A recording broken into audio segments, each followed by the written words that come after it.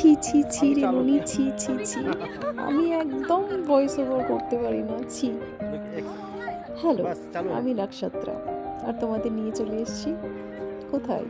পৃথিবীর সপ্ত আশ্চর্যের একটা আশ্চর্য, তাজমহল।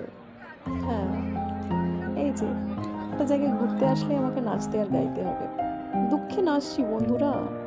দেখছি যে সেলিম তাজমহল তৈরি করছিল মুমতাজের জন্য।